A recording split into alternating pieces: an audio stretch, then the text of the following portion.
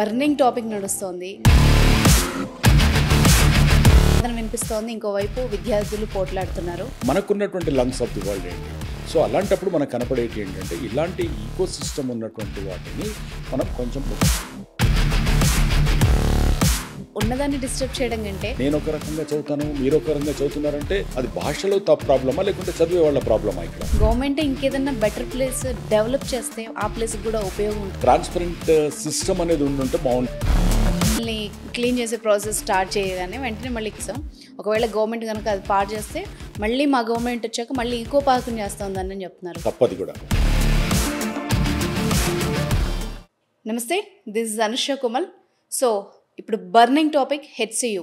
హైదరాబాద్లో ఎక్కడ చూసినా అందరి కళ్ళు హెచ్సియు వైపు ఉన్నాయి. సో దీని గురించి మాట్లాడేందుకు మనతో పాటు ఉన్నారు మన గెస్ట్ డాక్టర్ లయన్ కిరణ్ గారు, సుచిర్ ఇండియా అధినేత. వారితో మాట్లాడదాం. నమస్తే సార్. సో బర్నింగ్ టాపిక్ నడుస్తోంది. ఎక్స్పర్ట్గా మీ ఒపీనియన్ తెలుసుకోవాలనుకుంటున్నాము. అండ్ ఒకవైపు ప్రభుత్వం తన వాదన వినిపిస్తోంది, ఇంకోవైపు విద్యార్థులు పోట్లాడుతున్నారు. సో మీ ఒపీనియన్ ఏంటి? ఎవరి వాదన కరెక్ట్ అని అనుకుంటున్నారు? అంటే ఇక్కడ ఇంటర్ప్రిటేషన్ ఎలా ఉంటుందంటే గవర్నమెంట్ పర్స్పెక్టివ్లో గవర్నమెంట్ కూడా కొంచెం హోంవర్క్ చేసి బ్యూరోక్రాట్స్ కానీ గవర్నమెంట్ కానీ వాళ్ళకున్నటువంటి ఫ్రేమ్వర్క్ వాళ్ళు రెడీ చేసుకొని ఉన్నారు. అండ్ ఎన్విరాన్మెంటలిస్టులు అనుకోండి లేదా మిగతా వాళ్ళంతా కూడా ద సొసైటీ ఇన్ జనరల్ వాళ్ళకున్నటువంటి అభిప్రాయము ఇదంతా ఉంది. బట్ ఇక్కడ జనరల్గా ఏముంటుందంటే అంటే మనం స్ట్రైట్ పాయింట్ మనం డిస్కస్ చేయాలి అని అంటే ఒక బ్యూటిఫుల్ ఈకో ఫ్రెండ్లీ ల్యాండ్ అనేది ఇక్కడ మనకు కనపడుతుంది. సో అక్కడికి వచ్చేటప్పటికి అది యూనివర్సిటీకి అటాచ్ అయి ఉండడము, అక్కడ ఉన్నటువంటి కొంచెం కన్ఫ్యూజను, ఎడ్యుకేషనల్ ఇన్స్టిట్యూషన్ సంబంధించింది అయ్యి ఉండడంతో అది చాలా ఎక్కువగా ఫ్లేరప్ అయిపోయింది అనమాట. అంటే it attracted more body call that eyeballs అనుకోండి లేకపోతే మైండ్స్ అనుకోండి, అది ఎక్కువగా అట్రాక్ట్ చేయడానికి ఇక్కడ జరిగింది అక్కడ. సో ఇక్కడ ఏంటంటే అది దాని పేరే ద కంచె, Gachibowli. And if you look at it lot of అక్కడ ఉన్నటువంటి 400 ఎకరాల్లో రకరకాల జీవరాశులు అక్కడ ఉంటున్నాయి. మంచి బ్యూటిఫుల్ రాక్ ఫార్మేషన్స్ ఉన్నాయి అక్కడంతా కూడా. అండ్ లవ్లీ ప్లేస్ అంటే ఇన్ జనరల్. సో డెఫినెట్గా ఈ గత 1.5 డికేడ్లో జరిగినటువంటి డెవలప్మెంట్ తోటి అక్కడ ఆల్మోస్ట్ ఒక 100 crores పర్ ఎకర్ వెళ్ళేటువంటి సిచ్యువేషన్ మనకు అక్కడ కనపడుతుంది అక్కడంతా కూడా. సో న్యాచురల్లీ ల్యాండ్ అప్రిసియేషన్ వచ్చినప్పుడు గవర్నమెంట్ కూడా అది అనుకున్నప్పుడు కూడా నేను అనుకునేది డెఫినెట్గా కొంత రెసిస్టెన్స్ ఉంటుంది అనుకున్నారు, కానీ ఇంత హెవీగా వస్తుందని వాళ్ళు కూడా అనుకొని ఉండరు. ఏ గవర్నమెంట్ కూడా పబ్లిక్ ఒపీనియన్కి ఎగెనిస్ట్గా పోవాలి ఇంతగా ఉన్నప్పుడు లేదు అని బుల్డోజ్ చేయాలని అది మిలిటరీ రూల్లో పాసిబిలిటీ ఉంటుంది, కానీ ప్రజాక్షేత్రంలో ఉన్నటువంటి ప్రజల ద్వారా ఎన్నుకోబడిన గవర్నమెంట్లో they will also balance it out. అంటే రేపు మళ్ళీ వాళ్ళు ఫేస్ చేయడానికి వెళ్ళాలి కాబట్టి పబ్లిక్ను. సో ఇది ఎంతవరకు మనం చేసుకోవచ్చు అన్నది ఏ గవర్నమెంట్ అయినా అండి. ఇక్కడ ఏంటంటే గవర్నమెంట్ ఉన్నటువంటి ల్యాండ్స్ను అమ్ముకుంటూ పోతే, అంటే నేను ఒక బిజినెస్ మెన్గా నేను ఈ స్టేట్మెంట్ ఇస్తున్నందుకు కొంచెం తప్పేమో, బట్ యాజ్ ఎ ఎన్విరాన్మెంటల్ లవర్గా అనుకోండి ఇంకోటి అనుకోండి, దానితోటి కనుక ఆలోచిస్తే మనకున్నటువంటి గవర్నమెంట్ స్థలాలన్నిటి వాటిని అమ్ముకోకుండా వేరే ఏదైనా మనం వెల్త్ క్రియేట్ చేయగలుగుతామా? నెంబర్ 1. నెంబర్ 2, ఎక్కడైతే కొంచెం దూరంగా ఉండి ఇలాంటి న్యాచురల్ సంపద లేనివి ఉన్న వాటిని మనం ఏమన్నా చేయగలిగితే అలాంటి వాటిని ఒక స్పెషల్ ఎకనామిక్ జోన్స్గా చేసేసి అలాంటి వాటిల్లో ఇన్ఫ్రాస్ట్రక్చర్ డెవలప్ చేసేసి అక్కడ వెల్త్ క్రియేషన్ అండ్ ఇది అంటే ఎంప్లాయ్మెంట్ క్రియేషన్ లాంటిది ఇలాంటి రెండు చేయడానికి ఏమైనా పాసిబిలిటీ ఉందా అని చూడాలి. అంటే I will give you an example. ఆస్ట్రేలియాలో లాస్ట్ ఒక 5 months బ్యాక్ నేను I went there to invest to అంటే అక్కడ కూడా సుచిర్ ఇండియా ప్రాజెక్ట్స్ని స్టార్ట్ చేయాలనే ఉద్దేశంతో రీసెర్చ్కి వెళ్ళాను నేను. So I travelled across the Australia మొత్తం అన్ని టోటల్గా బాటమ్ టు టాప్ అంటే లెఫ్ట్ టు రైట్ నేను వెళ్ళినప్పుడు అక్కడ నాకు కనపడింది ఏంటంటే అక్కడ టౌన్ ప్లానర్స్ అంటే కౌన్సిల్స్ అంటారు అక్కడ వాళ్ళను. ఆ కౌన్సిల్స్ చాలా క్లియర్గా చెప్పేది ఏంటంటే ఒక చిన్న పాతకాలపు అనవాళ్ళు ఏమన్నా కనపడ్డా కూడా ఎన్విరాన్మెంట్కి ఏదైనా కూడా అది సుప్రీంకోర్టు కంటే చాలా పవర్ఫుల్గా ఉంటుంది. సుప్రీంకోర్టు కూడా ముట్టుకోవడానికి వీలు లేదు. చాలా చాలా స్ట్రిక్ట్ విజిలెంట్ లాస్ అక్కడ ఉన్నాయి. అంటే అంతగా ఉంది కాబట్టి అక్కడికి ఇప్పటికీ టూరిజంలో కానీ మనుషులు కానీ అక్కడ ఉన్నటువంటి ఈకో సిస్టమ్ ఇంకా బ్యాలెన్స్ అవుతూ మనకు వస్తుంది అక్కడంతా కూడా. అంటే నేను ఈ రెఫరెన్స్ ఎందుకు ఇస్తున్నానంటే ఇక్కడ కూడా మనం ఒకవైపు మనం ఈకో ఫ్రెండ్లీ అనుకుంటూ మనకున్నటువంటి సహజ సంపదను మనం ఎక్కడ డిస్మాంటల్ చేయకుండా వెళ్తే ఎలా క్రియేట్ చేసుకోవాలో మనం చూసుకుంటూ వెళ్ళాలి. గవర్నమెంట్కి ఉన్నటువంటి 4th సిటీ అనే దాని మీద మనం ఏదైతే వెళ్తున్నామో దానికి దగ్గరగా ఇంకేదన్నా అంటే ఇక్కడ వచ్చేటువంటి 4,000 కోట్లు 5,000 కోట్ల రూపాయలు మనకి ఏదైతే ప్లాన్ చేస్తున్నారో ఆ 4,000 5,000 క్రోర్స్ను మనం ఇంకెక్కడన్నా ఆల్టర్నేటివ్ ఉందా without disturbing without dismantling the natural ecosystem అనేది ఇక్కడ చాలా ముఖ్యంగా ఉంచుకోవాలి. మనం పాత రోజులలో మనము తీసుకున్నా కూడా ఈవెన్ హైదరాబాద్ పాత మాస్టర్ ప్లాన్ తీసుకున్నా కూడా ఆ రోజులలోనే మనకి డ్రైనేజ్ సిస్టమ్ ఉంది, ఆ రోజులలోనే ప్రాపర్ వాటర్ హార్వెస్టింగ్ సిస్టమ్ ఉంది మనకు అక్కడ. Okay, and beautiful thousands of acres lunch spaces అంటే పార్క్స్ ఉన్నాయి. ఒక పబ్లిక్ గార్డెన్ లాంటి అంత పెద్ద హ్యూజ్ పార్క్. తర్వాత కొత్తగా వచ్చినటువంటి మన వాట్ యు కాల్ దట్ మన స్వాతంత్రం వచ్చిన తర్వాత ఒక్క పార్క్ అలాంటిది ఏదైనా గవర్నమెంట్ క్రియేట్ చేసిందా? ఒక్కటి కూడా చేయలేదు. సో మనకు ఒక మాస్టర్ ప్లాన్ ఉండాలి, దానికి ఒక ఆలోచన ధోరణి ఉండాలి వాళ్ళకు.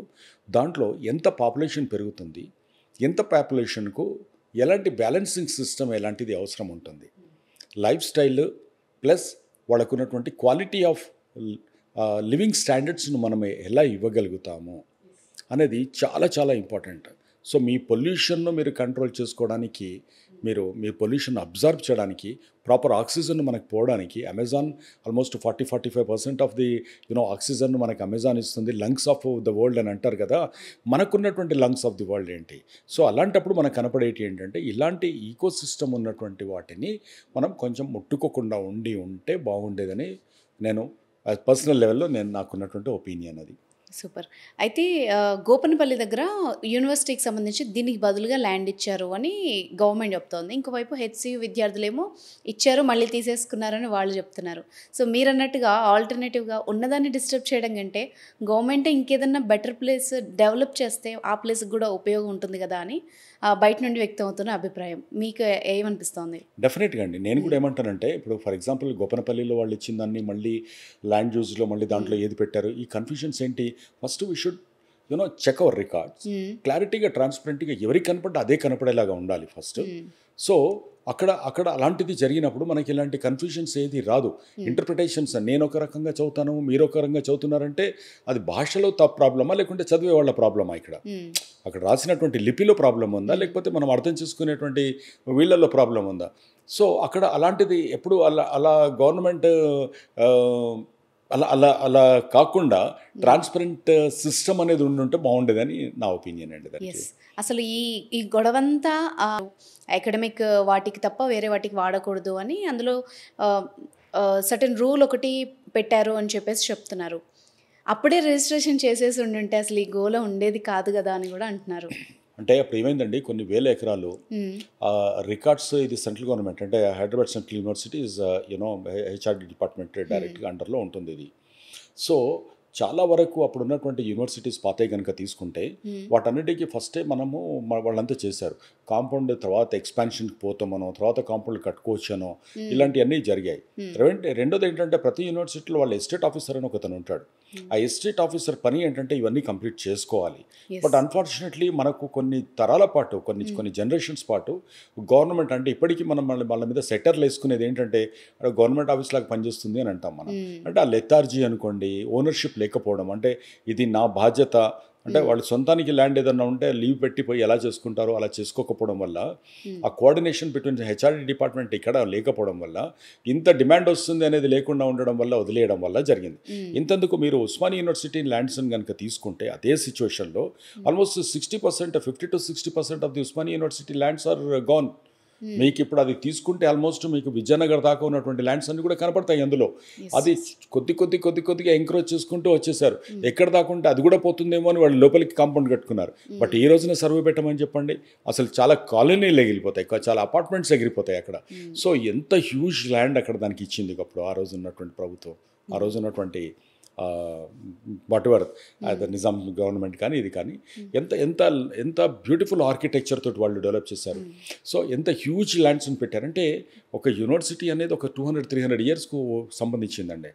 మీరు తక్షశిల యూనివర్సిటీ మీరు పాత రోజుల నుంచి తీసుకొని ఈ రోజు దాకా తీసుకున్నా కూడా, వరల్డ్లో ఉన్నటువంటి హార్వర్డ్ యూనివర్సిటీ నుండి మీరు ఆక్స్ఫర్డ్ యూనివర్సిటీ దాకా తీసుకున్నా కూడా, మీరు అన్నిటిలో కూడా హ్యూజ్ ల్యాండ్స్. బికాజ్ అక్కడ ఉన్నటువంటి ఎన్విరాన్మెంట్లో మీరు ఒక విద్యార్థి ఈ రోజున లేటెస్ట్గా తీసుకున్నటువంటి ఐఎస్బి ప్రెమిసెస్ని తీసుకున్నప్పుడు కూడా మనం ఒక 2 ఎకరాలలో మల్టీ స్టోరీ బిల్డింగ్ కట్టేస్తే సరిపోతుంది కదా అని అనుకోలేదు అది. So it requires a lot of ఆ బ్రీతింగ్ స్పేస్ ఉండాలి. మీరు అక్కడికి పోయినప్పుడు మీకు ఆ ఎన్విరాన్మెంట్, ఆ ఈకో సిస్టమ్ ఉండాలి అక్కడ. సో అందుకని ఆ ఎడ్యుకేషనల్ సిస్టమ్స్ కానీ, హాస్పిటల్స్కి కానీ అలాంటి హ్యూజ్ స్పేసెస్ను వాటిని వాళ్ళు క్రియేట్ చేసి ఆ రోజున పెట్టారు అది. సో ఇక్కడ కూడా ఏంటంటే ఆ రోజున జరిగినటువంటి ఒక చిన్న తప్పిదం అంటే అక్కడ ఉన్నటువంటి సెంట్రల్ గవర్నమెంట్ నుంచి వాళ్ళు ఇచ్చినప్పుడు వాళ్ళు కూడా రికార్డ్స్ను అప్డేట్ చేసుకోకపోవడం వల్ల ఇప్పటికీ కాందిశికుల ల్యాండ్స్ అని ఉంటాయండి. ఫర్ ఎగ్జాంపుల్ ఎవాక్యూ ప్రాపర్టీ అని అంటారు. సో ఆ పాకిస్తాన్ వెళ్ళిన వాళ్ళు ఇక్కడ వదిలిపెట్టిపోయిన వాళ్ళకి అక్కడ ఇచ్చారు. అవి ఇప్పటికీ కూడా డిస్ప్యూటెడ్ దాంట్లోనే నడుస్తూ ఉంటాయి. అంటే ఇది ఎవరో ఇక్కడ క్లెయిమ్ చేసుకొని ఉంటారు, వాళ్ళు అక్కడికి పోయినారు. ఇక్కడ ఉన్న దాంట్లో మినిస్ట్రీ ఆఫ్ హోమ్లో అది ఒక రికార్డులు ఉంటాయి. ఆ రికార్డులో ఉన్న ల్యాండ్ ఇక్కడ ఉందా లేదా. సో ఇవన్నీ మనకు లోపభూయిష్టమైనటువంటి సిస్టమ్ వల్ల ఇలాంటివన్నీ కన్ఫ్యూజన్స్ వస్తున్నాయి. సో ఏది ఏమైనా సో ఇక్కడ ఉన్నటువంటి యూనివర్సిటీలో ఉన్నటువంటి ఇక్కడ ఎస్టేట్ ఆఫీసర్ కానీ, వచ్చినటువంటి వైస్ ఛాన్సలర్స్ కానీ వాళ్ళు కూడా గవర్నమెంట్ తోటి కరస్పాండెన్స్ చేసి ఉండుంటే, రికార్డ్ బిల్డ్ చేస్తుంటే ఈ రోజున ఇంత ఫ్లేరప్ అయ్యే అవకాశం ఇక్కడ కూడా జరిగి ఉండకపోయేది. గవర్నమెంట్కి అక్కడ ఏదో స్కోప్ కనపడింది అండ్ వాళ్ళకి ఇస్తున్నటువంటి ఈ రోజున పబ్లిక్ ఇచ్చే కమిట్మెంట్స్ ఇవ్వాల్సి వస్తుంది. సో పబ్లిక్ కూడా ఏంటంటే మాకు కమిట్మెంట్ ఇస్తే తప్ప మేము ఓటేయమని వాళ్ళు అంటారు. సో ఇక్కడ ఎవరు రైట్ అనేది దాంట్లోకి మనం ఎంటర్ అవ్వలేం. కానీ సో అది ఇవ్వాలి కాబట్టి నువ్వు ఇవ్వలేమంటున్నావు కాబట్టి వెల్త్ క్రియేట్ చేయాలంటే గ్లోబల్ రెసిషన్ ఉంది. ఇక్కడ వాళ్ళకు ఉన్నటువంటి ఎక్కడ పాసిబిలిటీ ఉంటే అక్కడ పోదామని గవర్నమెంట్ కూడా ఆలోచిస్తుంది. తప్ప రైటా అంటే మరి నెసెసిటీ ఏం చేయాలని వాళ్ళు అనుకుంటారు. బట్ బాటమ్ లైన్ మనం ఏంటంటే ఇది ఒకసారి టైం పాస్కి చేసుకునేటువంటిది కాదు. This is the future generations సంబంధించినటువంటి దాన్ని, అంటే ఇప్పుడు మనది కాదు అది తరతరాలకు సంబంధించినటువంటి ఆస్తులు ఇవన్నీ కూడా గవర్నమెంట్ అన్నీ కూడా. గవర్నమెంట్ దగ్గర ల్యాండ్ అంతా తగ్గిపోతే ఏం చేస్తాం ఫ్యూచర్లో, ఎలా బతకగలుగుతారు వచ్చే జనరేషన్స్ అన్నీ కూడా. ఇది కూడా కొంత బాధ్యతగా అందరూ ఆలోచించాల్సిందే. సో దానికే అందరూ కూడా కొంచెము బయటకు వచ్చి అందరూ కూడా వాళ్ళు వాయిస్ ఇచ్చారు. సో ఇది ఈ 400 ఎకరాలు ఈ గవర్నమెంట్ అని కాదు, బట్ ఏ గవర్నమెంట్ అయినా కూడా ఇలాంటి కొంచెం జాగ్రత్తగా అంటే డిమాండ్ ఉన్న ప్లేసెస్లో ఒకవైపు ఏమో మీరు అన్లిమిటెడ్ ఎఫ్ఎస్ఐ ఇచ్చేసి హైరైజ్ బిల్డింగ్స్కి తీసుకెళ్ళిపోతున్నారు. ఒక ఎకరంలో దాదాపు 6 లక్షల స్క్వేర్ ఫీట్ కట్టేస్తున్నారు. 6 లక్షల స్క్వేర్ ఫీట్ అంటే మీకు ఆల్మోస్ట్ ఒక 5-6 వేల మంది ఉంటారు ఒక ఎకరంలో. 5-6 వేల మందికి ఎంత వాటర్ డ్రా చేస్తారు, ఎంత పొల్యూషన్ దాంట్లోకి వెళ్ళిపోతుంది, ఎంత డ్రైన్ వెళ్ళిపోతుంది. సో దీనికి తగ్గట్టుగా మరి ఇంకొక దగ్గర మీరు బ్యాలెన్స్ చేయాలి కదా. ఎంత ప్లాంటేషన్ అవసరం, ఒకవైపు చెట్లు మనం పెంచుతామంటున్నాం, ఒకవైపు చెట్లు కొట్టేస్తున్నాం, రాళ్ళు కొట్టేస్తున్నాం. సో అక్కడ జీవరాశులన్నీ పోతే మనకు ఒక దాని మీద ఒక డిపెండ్ అయ్యేలాగా భగవంతుడు క్రియేట్ చేసి పెట్టాడు. సో అది కూడా డిస్ట్రాక్ట్ కావద్దు. కాబట్టి సో గవర్నమెంట్ కూడా అంత సీరియస్గా తీసుకోదని అనుకుంటున్నాను. Because this government is also flexible గవర్నమెంటే ఇది కూడా. వాళ్ళు కూడా చక్కగా అవసరం ఉన్నప్పుడు తగ్గాలి, ఎక్కడ పెరగాలి అని చూసుకునే వాళ్ళే. కాబట్టి I don't think government will take it as ఇదిగా. బట్ పొలిటికల్ లీడర్స్ కూడా మిగతా పార్టీలకు ఉన్నటువంటి వాళ్ళు కూడా గవర్నమెంట్ మరీ చేసినప్పుడు వాళ్ళు కూడా హ్యూమిలియేషన్ తోటి మళ్ళీ వాళ్ళు చాలా జిద్దుగా తీసుకోకుండా అది వచ్చింది. It should be a public opinion. It's not between the fight between 2 parties లా కాకూడదు అనేది నా ఒపీనియన్ అండి. ఎస్, ఇప్పుడు ప్రజెంట్ అదే జరుగుతుంది. భూముల్ని క్లీన్ చేసే ప్రాసెస్ చేస్తే మళ్ళీ మా గవర్నమెంట్ వచ్చాక మళ్ళీ ఈకో పార్క్ని చేస్తుందని చెప్తున్నారు. అంత ఈజీనా అండి? అదంతా ఎన్నో ఏళ్ళుగా క్రియేట్ అయిన ఒక ప్లేస్ అది. అంటే ఇప్పుడు డిస్మాంటిల్ చేసిన తర్వాత కొత్త గవర్నమెంట్ వచ్చిన తర్వాత ఒక గవర్నమెంట్ తీసుకున్న డెసిషన్ మళ్ళీ వీటో చేసి ఇంకోటి చేయడం అనేది కూడా తప్పది కూడా. ఎందుకంటే మీరు ఇచ్చిన తర్వాత కొన్నవాడికి ఎలా ఉంటుంది, నువ్వు అమ్ముతున్నావు, నేను కొన్నాను, నేను డబ్బులు పెట్టాను, నేను పర్మిషన్ ఇచ్చింది గవర్నమెంట్. పర్మిషన్ ఇచ్చిన తర్వాత మనం ఎవరైనా ఎలా క్యాన్సిల్ చేస్తారు వేరే గవర్నమెంట్ వచ్చినాక ఇన్ కేస్ వస్తే. ఎగ్జాంపుల్ అంటే ఈ స్టేట్మెంట్ రైట్ రాంగ్, ఆ స్టేట్మెంట్ అంటే పబ్లిక్ని కన్ఫ్యూజ్ చేయకూడదు. నెంబర్ 1. నెంబర్ 2 ఏంటంటే ఏ గవర్నమెంట్ అయినా కూడా ప్రతి గవర్నమెంట్ ఇదే చేస్తుంది. చాలా క్రిటికల్ ఇంపార్టెంట్ ప్రైమ్ ల్యాండ్స్ అన్నీ అమ్మడం అనేది ఒక రెవెన్యూ సోర్స్ కింద పెట్టుకుంది. గవర్నమెంట్ ల్యాండ్స్ని అమ్మడం కంటే మిగతా చాలా మార్గాలు ఉన్నాయి వెల్త్ క్రియేషన్కు. సో దయచేసి మనకు ఫ్యూచర్కు సంబంధించిన ఆస్తులు ఏ గవర్నమెంట్ అయినా, బీజేపీ, కాంగ్రెస్, టీఆర్ఎస్, ఏ గవర్నమెంట్కైనా as a citizens of this particular the Hyderabad is, అది వాటిని ప్రొటెక్ట్ చేసుకోవాల్సిన మనకు బాధ్యత ఉంది, గవర్నమెంట్కి కూడా ఉంది. సో మనకున్నటువంటి ఆ ప్రేషియస్ మళ్ళీ మనం ప్రొక్యూర్ చేయలేము, గవర్నమెంట్ ప్రొక్యూర్ చేయడం చాలా కష్టం. ఉన్న వాటిలలో చక్కగా మనకు ఒక ఒక మంచి క్వాలిటీ లైఫ్ని ఇవ్వడానికి వాడిని వాడుకుంటే బాగుంటుంది అనేది ఒపీనియన్ అండి. సో ఇంత గొడవల మధ్య భూమి తీసుకోవడం ఎందుకు అన్న క్వశ్చన్ వస్తున్నప్పుడు at the same time future city కోసం కూడా ప్లాన్ చేస్తున్నారు గవర్నమెంట్. అందులో కూడా ల్యాండ్ ఉంది. At the same time real estate ఎక్స్పర్ట్గా మీరు కూడా ప్రభుత్వ నిర్ణయం మంచిదే ఒకవైపు, ఎలా అంటే వెల్త్ క్రియేట్ చేయాలి అనుకుంటోంది, కానీ విధానం తప్పు అన్నది అభిప్రాయం, జనాభిప్రాయం. సో ఎక్కడ వెల్త్ క్రియేట్ చేయొచ్చు, ఇంకా బెటర్గా ఏం చేయొచ్చు అన్నది ఏం చెప్తారు? ఇప్పుడు గవర్నమెంట్ ద ఫోకస్ అంతా ఫ్యూచర్ సిటీ మీద ఉందండి. ప్రతి గవర్నమెంట్ వాళ్ళు ఉండేది 5 ఏళ్ళు, మళ్ళీ మ్యాండేట్కి వెళ్ళాలి. డెఫినెట్గా వాళ్ళకి రావచ్చు, రాకపోవచ్చు. రావాలని ఏ గవర్నమెంట్ అయినా కోరుకుంటుంది, మళ్ళీ ప్రభుత్వంలోకి రావాలని ఏ ప్రభుత్వానికైనా ఉంటుంది, ఏ పార్టీకైనా ఉంటుంది. సరే, సో ఇక్కడ నేను అనేది ఏంటంటే వాళ్ళకి 5 years టర్మ్ లోపల ఒక స్టేజ్ నుండి ఏ నుంచి బి తీసుకెళ్ళకపోతే వాళ్లకు మ్యాండేట్కి వెళ్తున్నప్పుడు, అంటే వాళ్ళు మళ్ళీ ఎలక్షన్స్కి వెళ్తున్నప్పుడు అది కన్ఫ్యూజన్ స్టేట్లో వాళ్ళు వెళ్ళకూడదు ఏ గవర్నమెంట్ కూడా. రైట్ అండి, నెంబర్ 1. నెంబర్ 2 ఏంటంటే వాళ్ళు అక్కడ ఎప్పుడైతే సగంలో వదిలేస్తారో వేరే గవర్నమెంట్ వచ్చినప్పుడు మళ్ళీ వాళ్ళు దాన్ని కంటిన్యూ చేయాలని ఎందుకు కోరుకుంటారు? ఎందుకంటే ఎవరి ఆలోచన, ఎవరికి ఉన్నటువంటి ప్రయారిటీస్ వాళ్ళకు ఉంటున్నప్పుడు రెండో గవర్నమెంట్ దానికి చేయాలన్నది మనం ఈ మధ్య కాలంలో చూస్తున్నటువంటి చాలా ప్లేసెస్లో మనం చూసాం. ఆంధ్రాలో కావచ్చు, ఇక్కడ హైదరాబాద్లో కూడా కొన్ని విషయాలలో మనం వాటిని చూసాం. సో ఇక్కడ నేనేమంటానంటే మనకి ఇంకో 2.5-3 years మనకు ఇక్కడ ఉన్నప్పుడు, అంటే జమిలీ కనుక రాకపోతే మనకు 3 years చేంజ్ ఉంటుంది, లేకపోతే 2.5 years 2 years ఉంటుంది అది. సో ఈ క్రమంలో ఏంటంటే ఈ పెట్ project and dream project, so దాని దగ్గరలో ఉన్నటువంటి వాటిలలో కొంచెం ఇన్వెస్ట్ చేసేసి, లేదా జాపనీస్ ఫండ్స్ని కానీ ఇంకోటి ఏదైనా తీసుకొని వచ్చి అక్కడనే పీపీపీ మోడల్లో మనకు ఇప్పుడు ఇది అమరావతిలో ఎట్లయితే ప్లాన్ చేశారో 1 ఎకరానికి 1,000-1,200 గజాలు వాళ్ళకి ఇస్తారు, మిగతాది ఒక 1000 గజాలు వీళ్ళ గవర్నమెంట్ దగ్గర ఉంటుంది, ఇంకో 2,000 గజాలు ఈ డెవలప్మెంట్కి కానీ వీటన్నిటికి వెళ్తాయి. అక్కడ హ్యూజ్ దాన్ని మనం క్రియేట్ చేయొచ్చు. సో ఒక మంచి ప్రాజెక్టుని కనుక దీంట్లో మీకు ఇంత జరుగుతుంది, ఇవాళ మీరు అమ్ముకుంటే ₹1,00,00,000 వస్తాయి, బట్ అది కాకుండా ఇదంతా జరిగితే మీకు 2 కోట్లు వస్తాయి, 3 కోట్లు వస్తాయి, ప్లస్ మీ పిల్లలకు అక్కడ ఉద్యోగాలు వస్తాయి అనేది ఒకటి మంచి తయారు చేసి అది సిన్సియర్గా దాన్ని కనుక మనం మాస్టర్ ప్లాన్ని కనుక పబ్లిక్ హియరింగ్లో పెట్టి కనుక చేయగలిగితే ఉంటుంది. అయితే ఇవన్నీ కూడా లేట్ అవ్వకూడదు, దానికి ఒక కమిటీ, దానికి ఉన్నటువంటి అంటే పబ్లిక్ చూసేవాళ్ళు కూడా ఇవాళ ఎడ్యుకేటెడ్ ఉన్నారండి. పేరెంట్స్ వాళ్ళు అయిపోయినా కూడా పిల్లలు సజెషన్స్ ఇచ్చే స్థాయిలోకి వచ్చింది. అక్కడ కూడా ఏంటంటే కొంచెం టాక్టిక్స్ ఉపయోగించాల్సి వస్తుంది. పాజిటివ్ ఉన్న వాళ్ళని కొంతమందిని తీసుకొస్తే మిగతా వాళ్ళు ఫాలో అయిపోతారు. లీగల్గా ఉన్నటువంటి కొంచెం ఫ్రేమ్వర్క్ లోపల ఏం చేయొచ్చు, ఎలాంటిది చేయొచ్చు అనేది మన కొన్ని మోడల్స్, మన సక్సెస్ఫుల్ మోడల్స్ మన కళ్ళ ముందు రకరకాల రాష్ట్రాలలో ఉన్నాయి, అవి వివిధ రాష్ట్రాలలో కనపడుతున్నాయి. అలాంటిది చేయడం వల్ల మనకు కనపడుతుంది. ఒకవైపు హైదరాబాద్లో వెస్ట్ సైడ్లో చాలా హెవీ డెన్సిటీ జరిగిపోయింది అనేది ఉంది. ఇప్పుడు అక్కడ ఒక 400 acres మనకు కనపడుతుంది, 400 acres ఒక 4,000 crores కనపడుతుంది. బట్ రాష్ట్ర బడ్జెట్ దాదాపు 2.5-3 లక్షల కోట్ల రూపాయలకు మనం రీచ్ అయిన ఈ రోజుల్లో ఒక 4,000 కోట్లు మనకు పెద్దగా లెక్కలోకి తీసుకొని ఇంతగా గవర్నమెంట్ బీట్ తీసుకునేటువంటి పరిస్థితి రాకూడదు. సో ఇది ఒక రకంగా చెప్పాలంటే ఇది ఈ పబ్లిక్ అవేర్నెస్ అనేది చాలా పెరిగిపోయిన ఈ రోజులలో సోషల్ మీడియాలో కూడా అన్నీ వచ్చేస్తున్నాయి. అండ్ పీపుల్ ఆల్సో ప్రపంచవ్యాప్తంగా ఎన్విరాన్మెంటల్ అంటే ఏదన్నా ప్లేన్ ల్యాండ్ కాకుండా ఇలాంటిది ఏదన్నా కొంచెం ఉంది అనేటప్పటికీ కొంచెం ప్రతివాడు రియాక్ట్ అయ్యేటువంటిది కూడా కొంచెం పెరిగింది వాళ్ళ.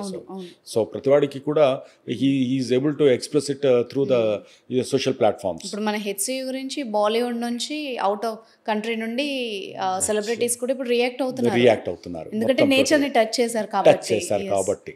సో ఆ కాన్షియస్నెస్ అనేది వచ్చిందండి పబ్లిక్ మైండ్లోకి, ఆ కాన్షియస్నెస్ వచ్చింది.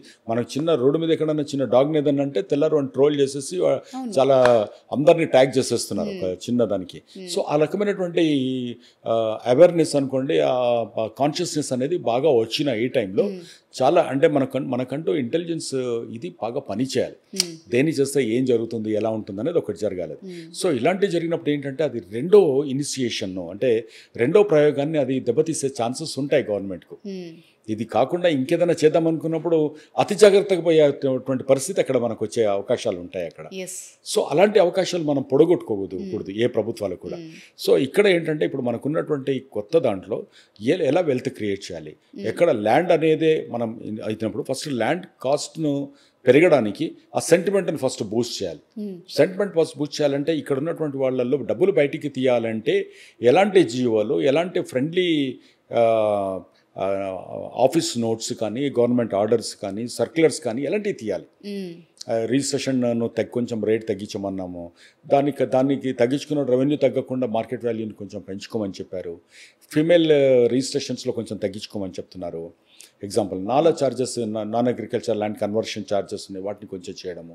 కొంత మాస్టర్ ప్లాన్లో డ్రాఫ్ట్ ప్లాన్ ఇనిషియేట్ చేసేసి ఇక్కడ మీరు ఇక్కడ ఇది డ్రాఫ్ట్ ప్లాన్ దీన్ని పెట్టుకొని చేస్తే కనుక మీకు ఇమీడియట్గా ఇస్తామని చెప్పడం లాంటివి, ఇలాంటివి కొన్ని కనుక జరిగినాయంటే ఆబ్వియస్లీ అక్కడ మనకు పబ్లిక్ ఇక్కడ గ్రోత్ పాత్ ఉంది కదా అని చెప్పేసి బయట నుంచి కూడా ఫండ్స్ వచ్చే ఛాన్సెస్ ఉంటాయి. స్టేట్లో ఉన్న క్యాష్ తిరగడం ఒకటైతే బయట నుంచి వచ్చేటువంటి క్యాష్ రావడం కూడా మనకు చాలా ఇంపార్టెంట్ ఇక్కడ. సో మన టార్గెట్ ఒక 30,000-40,000 crores మనకి ఇక్కడ క్యాష్ రొటేట్ అవుతాయి. ఒక 10,000-15,000 crores మనకు ట్యాక్సెస్ రూపంగానే మళ్ళీ బ్యాక్ వస్తుంది గవర్నమెంట్కు. కరెక్ట్. ఇప్పుడు ఎవరు ఏది కొన్నా కూడా దాంట్లో మల్టిపుల్ ట్యాక్సెస్ ఉంటాయి. దాంట్లో మనం ఒక టీ తాగినాం, ఒక హోటల్కి వెళ్ళి అంటే కూడా దాంట్లో, అంటే నేను అనేది స్ట్రీట్ సైడ్ ఉన్నది కాకుండా జనరల్గా చెప్తున్నాను, ఒక క్లాత్ ఒకటి ఏదైనా కొన్నామంటే కూడా మనకు దాని మీద జిఎస్టీ ఉంటుంది, వాడు ఇన్కమ్ ట్యాక్స్ ఉంటుంది, వాడు షాప్లో వాడు మళ్ళీ రెంట్ కడతాడు, దాని మీద జిఎస్టీ ఉంటుంది. ఇలా దాదాపు 40-50% ఇండైరెక్ట్గా వచ్చేస్తుంటుంది అది రకరకాల మార్గాలలో. సో ఇక్కడ కూడా అలాంటి వెల్త్ ఎక్కడ క్రియేట్ చేస్తే మళ్ళీ ఎక్స్చెకర్ అంటే గవర్నమెంట్ ఖజానాకు ఎలా మనీ వచ్చి మళ్ళీ అక్కడ పడుతుంది అనేది మనం అక్కడ ఒక కొంచెం ఎకనామిస్ట్స్, కొంచెం ఎక్స్పర్ట్స్, మార్కెట్ ఎక్స్పర్ట్స్ని తీసుకొని కనుక ఆలోచిస్తే జరుగుతుంది. అది ఇమీడియట్గా జరగాలి. ఓకే ఇది కాలేదు, ఇదే పట్టుకొని దీన్నే ఉండకుండా ఇమీడియట్గా ఆల్టర్నేటివ్ మెకానిజంలోకి గవర్నమెంట్ వెళ్ళకపోతే వెల్త్ క్రియేషన్ అనేది పోతుంది. గవర్నమెంట్కి ఎప్పుడు గవర్నమెంట్ కాన్ఫిడెన్స్ దెబ్బతినకూడదండి. అంటే ఇక్కడ ఏదో జరుగుతుంది అంటే ఏదో సుప్రీంకోర్టు ఆర్డర్ వచ్చింది చాలా గర్వంగా ఫీల్ అవ్వడం కాదు. ఇండైరెక్ట్గా మనం కొంచెం బాధపడాల్సింది అంటే గవర్నమెంట్ వీక్ అవుతుంది. ఎప్పుడు గవర్నమెంట్ ఎప్పుడు స్ట్రాంగ్గా ఉండాలి. అంటే స్ట్రాంగ్ అంటే దీంట్లో విన్నవమని కాదు నేను చెప్పేది. సో ఇంకొక ఇనిషియేషన్ ఏదన్నా తీసుకున్నప్పుడు పాజిటివ్గా ఉన్నప్పుడు దాన్ని కూడా సపోర్ట్ చేసే మెకానిజం కూడా రావాలి అక్కడ. లేకపోతే గవర్నమెంట్ ఎలా చేస్తుంది? గవర్నమెంట్ ఏదైనా చేయాలంటే అది సోషల్ ఏదన్నా షాప్స్ ఎవరికన్నా ఫ్రీ బీస్ ఏదైనా ఇవ్వాలన్నా కూడా వాళ్ళు చెప్పారు ఇవ్వాల్సిందే, తప్పలేదు వాళ్ళకి కూడా. లేదా డెవలప్మెంట్ మీద ఖర్చు పెట్టాలన్నా కూడా, అంటే నా పర్ఫార్మింగ్ కానీ నాన్ పర్ఫార్మింగ్ కానీ రెండింటి మీద ఎక్స్పెండిచర్ పెట్టాలంటే గవర్నమెంట్ వెల్త్ క్రియేట్ చేయగలగాలి. వెల్త్ క్రియేట్ చేసే ఉన్నటువంటి స్ట్రాటజీస్ ఒకటి దెబ్బతిన్నప్పుడు రెండో దాని మీద ఇమీడియట్గా గవర్నమెంట్ మూవ్ అవ్వాలి. ఓహో ఇది లేనప్పుడు ఇలాంటి చేస్తున్నప్పుడు మేము సపోర్ట్ ఉన్నామని అందరూ ముందుకు రావాలి కూడా దానికి. దీన్ని ఎలా అయితే ఆపారో గవర్నమెంట్ పాజిటివ్ ఇంకేదైనా చేస్తున్నప్పుడు అందరూ కూడా ముందుకు రావాలి. అది వచ్చినప్పుడే ఇక్కడ వెల్త్ క్రియేట్ అవుతుంది. వెల్త్ క్రియేట్ అవడం వల్ల ఒక స్టూడెంట్ ఇక్కడే చదువుకోవాలనుకుంటాడు బయటికి పోకుండా. ఒక ఎడ్యుకేటెడ్ అంటే after completion of his courses will feel that నేను ఇక్కడే ఉద్యోగం చేయాలని నేను కోరుకుంటాను. ఒక బిజినెస్ మెన్ నేను ఇక్కడ బిజినెస్ పెట్టుకుంటే బాగుంటుంది అంటుంది. బయట ఉన్న వాళ్ళు ఈ స్టేట్కి వెళ్తే నాకు ఇక్కడ నేను హ్యాపీగా సేఫ్గా ఉండగలుగుతానని అనుకుంటారు. అలాంటి ఈకో సిస్టమ్ ఇక్కడ డెవలప్ అవ్వాలన్నమాట. అండ్ ఇప్పటికైనా ఆ భూమి ఎవరికి చెందాలి అన్న క్లారిటీ ఎలా తీసుకోవాలి? ఇప్పుడు విద్యార్థులు హెచ్సియు కానీ ప్రభుత్వం కానీ క్లారిటీ ఎట్లా తెచ్చుకోవాలి? సో దీనికి ఏం లేదండి. ఇక్కడ ఏంటంటే ఫస్ట్ నుంచి ఇప్పటిదాకున్నటువంటి టోటల్ డాక్యుమెంట్స్ని తీసి ఒక యూనివర్సిటీ అండ్ గవర్నమెంట్ అంటే కొంచెం ఎక్స్ రిటైర్డ్ జడ్జెస్ని ఎవరిదన్నా ఒక సీనియర్ జడ్జి మంచి రెప్యూటెడ్ జడ్జిని కనుక పెట్టి వాటన్నిటి మీద క్లారిటీ ఇచ్చేసి దాన్ని ఆపాలి. వచ్చిన తర్వాత కూడా అక్కడ మంచిది ఏదైనా చేసి yes we are for government, we are for the people, public opinion మేము రెస్పెక్ట్ చేస్తామనేది గవర్నమెంట్ కూడా అనుకోవాలి అక్కడ. సో దిక్కుపోకుండా అలాగే ఇక్కడ ఏంటంటే ఇక్కడ ఒక matured and senior judge heading చేస్తూ సో రెవెన్యూ ఎక్స్పర్ట్స్ని కూడా దాంట్లో ఒక చిన్న కమిటీ వేసేసి ఇది ఒకటే కాదు, ఇది ఒకటి జరిగింది ఇది. సో దీన్ని బేస్ చేసుకొని ఏం చేయాలంటే ఇలాంటి ఇంకెక్కడెక్కడ ఏమన్నా ఉంటే కూడా టోటల్గా ఈ రెక్టిఫికేషన్ జరగాలి. ఇప్పుడు ఈ గవర్నమెంట్ వచ్చినాక మంచి జరిగింది ఏంటంటే ధరణి పోర్టల్ను మార్చేశారు, భూమాతను పెట్టారు. తర్వాత మన మున్సిపల్ పర్మిషన్స్కు సంబంధించిన దాంట్లో కూడా టీపీ పాస్ అని చెప్పేసి ఉండేది, దాన్ని కూడా మార్చేసి బిల్డ్ నౌ అని చెప్పేసి ఒకటి మంచి పోర్టల్ తీసుకొచ్చారు. చాలా అడ్వాన్స్డ్ ఏఐ సపోర్టింగ్ టూల్ తీసుకొచ్చారు. సో టెక్నాలజీ వైజ్గా కానీ అన్నీ బాగానే ఉన్నాయి. సో అటువంటి దాంట్లో ఇలాంటిది వచ్చినప్పుడు సరే ఇలాంటి కన్ఫ్యూజన్స్ అన్నీ మేము క్లారిటీ ఇస్తున్నాము అనేది దాన్ని అంటే ఒక ప్రెషర్ నుంచి ఆర్ పెయిన్స్ నుంచి ప్లెజర్ ఎత్తుకోవాలి అంటారు. ఎస్ కొంతమంది చీఫ్ మినిస్టర్స్ని తీసుకుంటే వాళ్ళు అక్కడ ఉన్నటువంటి పెయిన్లో నుంచి వాళ్ళు ఎలా ప్లెజర్ ఎత్తుకోవాలని వాళ్ళు ఎత్తుకుంటారు ఇక్కడ. The government should take this as an advantage and set communicated to that we are a friendly and people government అనేదాకా ఇది ఒక మంచి అవకాశం వాళ్ళకి. ఓకే రైట్ ఎందుకంటే రీసెంట్గా హైడ్రా కానీ దీనివల్ల కానీ చాలా అంటే మనం ప్రజాక్షేత్రంలో ఉన్నప్పుడు వాళ్ళతో పాటు మనం మింగిలై వర్క్ చేసుకోవడం ఎంతో ఇంపార్టెంట్. ప్రొటెక్ట్ చేయాలండి, ఎలాంటి జాగ్రత్తలు తీసుకోవాలి గవర్నమెంట్ కూడా. ఇక్కడ ఏంటంటే ఫస్ట్ లీగల్ ఫ్రేమ్వర్క్ను జాగ్రత్తగా చూసుకుంటూ కొన్ని పూర్తి లీగల్గా కూడా చూసేయాలి. చెరువులను ప్రొటెక్ట్ చేయడం అనేది చాలా ఇంపార్టెంట్. కానీ చెరువుల పక్కన ఉన్నటువంటి వాళ్లకు ఫస్ట్ ఒక చిన్న శాంపుల్ స్టడీ చేసేసి దాన్ని తీసుకుంటూ కొంచెం జాగ్రత్తగా వాళ్ళని కాన్ఫిడెన్స్లోకి తీసుకుంటూ పోయి ఉంటే బాగుండేది. బట్ అక్కడ కొంచెం మంచి ఇంటెన్షన్ ఈజ్ వెరీ గుడ్. యాక్చువల్గా చెప్పాలంటే మనం అన్నీ వదిలేస్తే ఇంకేం మిగలేదు. అది ఇక అది కూడా మళ్ళీ అగైన్ ఎన్విరాన్మెంటలే అక్కడ వచ్చినప్పుడు అది కూడా మళ్ళీ గొడవ పెడుతున్నాం మనం కూడా. సో దాన్ని కూడా ఏంటంటే అన్ని చెరువులను ప్రొటెక్ట్ చేయడము, దానికి ఉన్నటువంటిది ఏదో ఒక బెంచ్ మార్కింగ్ తీసుకొని, అంటే అది 2014ది తీసుకుంటారా లేకపోతే 2007ది తీసుకుంటారా పెట్టుకొని ఇప్పుడున్న దాన్ని ఇమీడియట్గా ఎవరో ఒకళ్ళకున్న ఒక పెద్ద కంపెనీకి చెరువు ప్రొటెక్షన్ కోసం మీరు ఇది మీ సిఎస్ఆర్ ఫండ్స్ ఇవ్వండి అని పెట్టండి, ఒక ప్లాన్ చేయండి దానికి. సో దాంట్లో వాళ్ళకి బోర్డులు పెట్టుకుంటామని ఇంతకుముందు కూడా government lake protection lake sponsorship అని అది స్టార్ట్ చేస్తారు. అలాగా ఇక్కడ కూడా అలాంటివన్నీ పెట్టేసుకొని స్లోప్స్ కూడా ఎలా వస్తున్నాయి, కాంటూర్స్ ఎలా ఉన్నాయి, అక్కడ అది మళ్ళీ ఫిల్ చేసేలాగా ఎలా ఉంటుంది. సో అది చేసిన తర్వాత మనకు government ground water recharge system ఎలా పెరిగింది అనేది చూపించుకుంటూ ఒక ఫ్లడ్ వచ్చినప్పుడు అప్పుడు నిజంగా సఫర్ అవుతున్నప్పుడు అప్పుడు యాక్షన్లోకి వెళ్ళాలి. చూసారా మేము అప్పుడు చెప్పలేదు కదా అని ఆ టైంలో వెళ్ళారనుకోండి, అప్పుడు ఎవరు మాట్లాడడానికి ఉండదు. మీరు సమ్మర్లో అక్కడ బాగానే ఉన్నప్పుడు కాదు, ఫ్లడ్ వచ్చినప్పుడు అప్పుడే అదే టైంలో మీరు ఒక యాక్షన్ తీసుకున్నారని కోర్టు మాట్లాడదు, ఇంకెవరు మాట్లాడారు, పబ్లిక్ మాట్లాడారు. అప్పుడు పాపం వాళ్ళని కూడా అది చేయకుండా yes this is alternative for you, ఇలా ఎందుకు సఫర్ అవుతారు, మీరు ఇక్కడ ఉండండి, ఇగో ఈ ఏరియాలో మీకు ఇలాంటిది ఇచ్చేస్తాం మీకు అని తీసుకొని వచ్చినారనుకోండి అక్కడ. So right time right decision అంటారు కదా, అది ఇంపార్టెంట్. సో చాలా నీట్గా బ్యాలెన్స్డ్గా ఒక మాస్టర్ ప్లాన్ మళ్ళీ అగైన్ పర్ఫెక్ట్గా చెప్పారు. Thank you so much for your time. Thanks. Nice. Thank you.